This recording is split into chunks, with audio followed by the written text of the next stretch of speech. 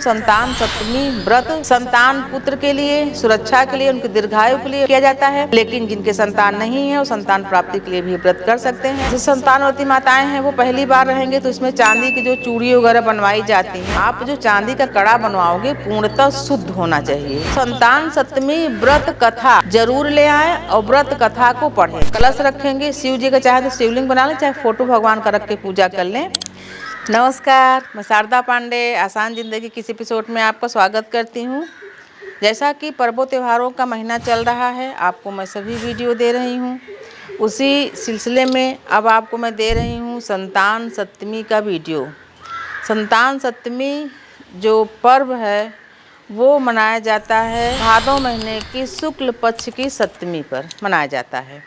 ये जो व्रत है ये संतानवती माताएं अपने पुत्र की सुरक्षा के लिए करती हैं। लेकिन ये व्रत वो भी कर सकते हैं जिनकी संतान नहीं है।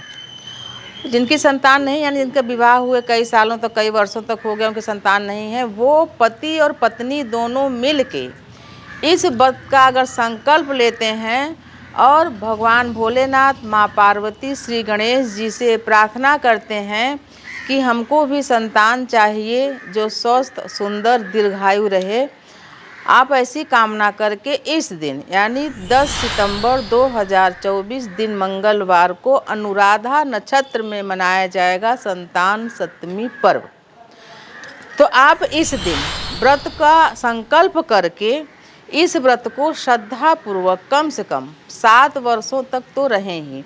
लेकिन बहुत सारे जो भक्त हैं इसको जब तक रह पाते हैं यानी सालों साल तक रहते हैं, लेकिन आप 7 साल का संकल्प ले लें, फिर आप इसको उद्यापन करके फिर चाहे तो रह सकते हैं, क्योंकि आपको संतान प्राप्ति के लिए, फिर जब संतान प्राप्ति हो जाएगी तो संतान की सुरक्षा के लिए जब तक आपके शरीर में, देह में शक्ति है तब तक आप भक्ति कर सकते हैं। संतान सप्तमी जो पर्व है ये भी, जैसे मैं सभी व्रतों में बताती हूँ, ये भी पूजा मध्याह्न में होता है। मध्याह्न यानी 11:30 बजे से लेकर 1:30 बजे तक, 2 बजे तक इस पूजा को आप कर सकते हैं। हम तो बहुत सारे वीडियो डाले हैं, आप देखे भी होंगे। लेकिन अगर संतान प्राप्ति के लिए पति पत्नी दोनों व्रत करना चाहते हैं तो इसमें शिव पार्वती जी का, गौरी गणेश जी का कलश का पूजा होता है, आवाहन होता है देवी देवताओं का। तो इसमें खीर पूड़ी का भोग लगाने के बाद शिव पार्वती को, जो व्रतधारी हैं वो पुए बनाएंगे। गुड़ और आटे से घी का पुए बनाते हैं 7। लेकिन अगर पति पत्नी दोनों हैं तो 14 पुए बनाएंगे। उसमें से 7 पति और 7 पत्नी खाएंगे। मान्यता यही कि अगर आप एक बार में ना खा सके तो उसको 2 बार में भी खा सकते हैं, पर आपको ही उस पुओं को खाना रहता है। तो जब आप व्रत पहली बार शुरू करेंगे तो उसमें क्या करेंगे कि आप नया वस्त्र, कोरा वस्त्र ले आएंगे पति पत्नी दोनों के लिए। सुबह स्नान करेंगे, यानी जो सुबह स्नान का जो मुहूर्त होता है, आप नहा सकते हैं ब्रह्म मुहूर्त में भी 4:30 से 5, 5:30 बजे तक, और नहीं तो सूर्योदय के बाद नहा। कहा कि जो पूजा है मध्याह्न में होता है 11:30 बजे से 12:30, 1:30 बजे तक। तो उस समय आप इस पूजा को कर सकते हैं। उसी प्रकार से मैं आपको बता रही हूँ संतान सप्तमी व्रत रहने के लिए जो संतानवती माताएं हैं वो पहली बार रहेंगे तो उसमें चांदी की जो चूड़ी वगैरह बनवाई जाती हैं, उसमें कुछ कुछ बढ़ा के फिर हर साल बनवाते हैं। तो आप चांदी की चूड़ी भी बनवा लें, शिव पार्वती जी को चढ़ा के, उसमें 7 चिन्ह भी रहता है, छोटा छोटा बना रहता है, तो उसको भी आप बनवा लें।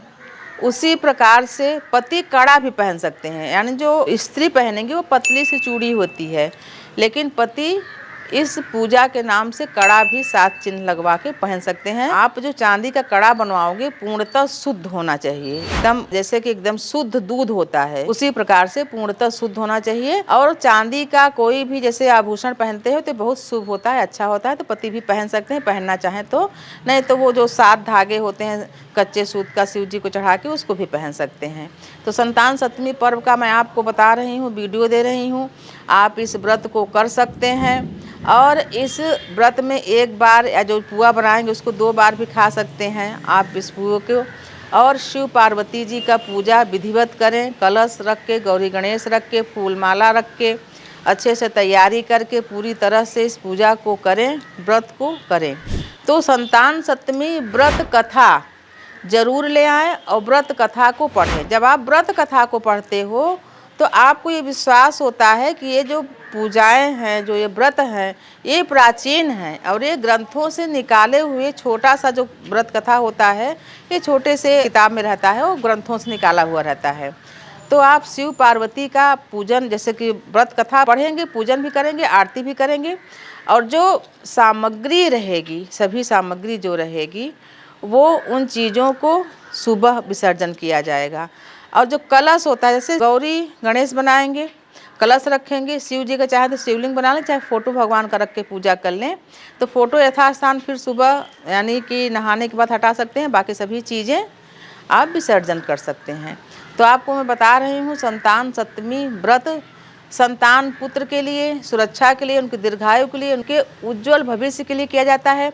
लेकिन जिनके संतान नहीं है वो संतान प्राप्ति के लिए भी व्रत कर सकते हैं। हमारा आसान ज़िंदगी चैनल आप सब्सक्राइब कर लें, आगे आपको सभी वीडियो मिलते रहेंगे। तो अब मैं आपको बताऊंगी कि संतान सप्तमी पर्व यानी संतान से संबंधित, आप संतान को चाहे सुरक्षा के लिए चाहे संतान प्राप्ति के लिए इस व्रत को करना चाहें तो करें। संतान की सुरक्षा के लिए भी पति और पत्नी दोनों इस व्रत को कर सकते हैं। संतान प्राप्ति के लिए भी इस व्रत को पति पत्नी दोनों करेंगे तो ज़्यादा प्रभावशाली होता है। तो जब आप पूजा करोगे, जैसे हर पूजा में बताती हूँ, जैसे हल षष्ठी की पूजा में भगवान श्री कृष्ण जन्माष्टमी जब होता है भगवान जी का जन्म, उस पूजा में कि खिलौनों का दान, बच्चों के वस्त्रों का दान जरूर करना चाहिए। इस संतान सप्तमी में भी खिलौने आप चढ़ाओ, बच्चों का वस्त्र, ये जैसे कि जिनके संतान नहीं है वो भी चढ़ाएं और जिनके हैं वो भी चढ़ाएं और ज़रूरतमंद को, जिनके नहीं है, जैसे बच्चे खिलौना नहीं पाते, वस्त्र नहीं पाते, उनको दान करें। तो वो आशीर्वाद आपके पुत्र संतान को, पुत्री को, आपको सबको मिलता है। तो वो संतान उन्नति करते हैं, दीर्घायु होते हैं और आपका दिया हुआ दान वापस कई गुना हो के आपके संतानों के आगे के जीवन में प्राप्त होता रहता है। जो कहते हैं ना कि बहुत सारे चीज़ों को हम किए थे, हम कभी करे होंगे, जो हमको ये पुण्य फल मिल रहा है, हमारा पुत्र इतना अच्छा होनहार है, पढ़ने लिखने में तेज है, तो आशीर्वाद मिलते रहते हैं। तो आपको मैं संतान सप्तमी के बारे में बता रहा हूँ कि पूजा में आप छोटे छोटे वस्त्र, खिलौने भी चढ़ाएं और कामना के लिए व्रत करना है, पति पत्नी दोनों करें।